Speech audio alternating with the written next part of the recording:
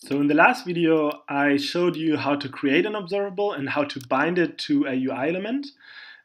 So that we have a functionality like this where we can type into a text field, and because of the call to bind to, where we're binding the name observables that contains the text from the name text field here, because we're binding it to the greetings label, every keystroke in the text field will actually update the greetings label up here. But this is actually not the requirement that we have for the application, because we want to display in the greetings label on top a combination of the custom greeting or a predefined greeting and the name that we're typing into the name text field. So let's go ahead and implement this kind of functionality. And the first thing that I'm going to do for this is actually I'm going to create a second observable. That will be my custom greeting observable, because it will contain the string that is being typed in here. And rather than taking it from the name text field, I'm going to take it from the greetings text field right here. And I'll also remove the call to bind to. This was just for demonstration on how it works. But now we've got these two observables. One is observing the name of the person that we want to greet, and one is observing the custom greeting.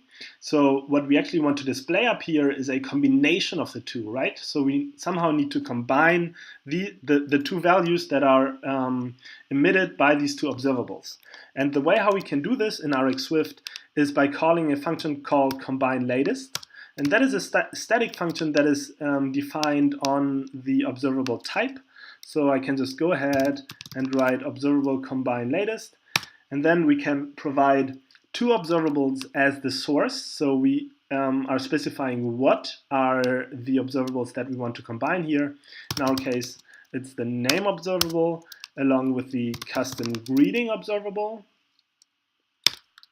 And the result selector is actually going to be a closure where I can specify how I want to combine the two. So I can basically pass in the values that are being emitted by the two observables. So this string 1 represents the name that I get from the first observable, and then I've got string 2, which represents the custom greeting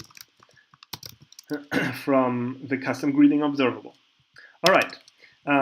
Now, of course, I want to combine the two to create a new string, and the way how I'm going to do this is just by basically combining them and returning the results. So what I want to do here is I want to take string 1, which is the name. I have to force unwrap it here. Usually you'd want to use string 1 force unwrap, and then we append a comma between the two, and then we add string 2 like this.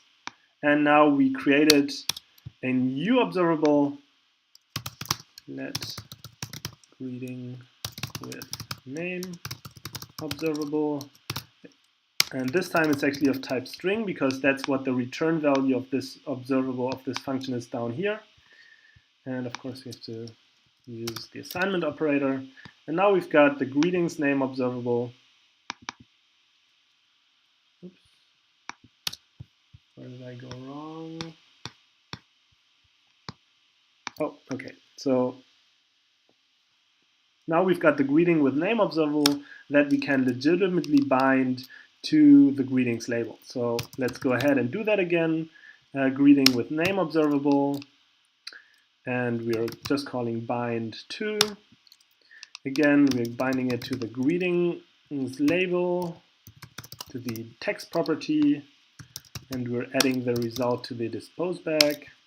And when we're running the application now, we'll actually see that the two things are always going to be combined, or the two strings that are being typed into the name text field and the greetings text field will be combined, and the result will be displayed on the greetings label on top of the view controller.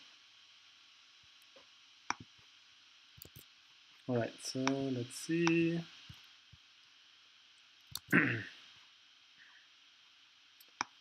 Seems like there are issues with my simulator here.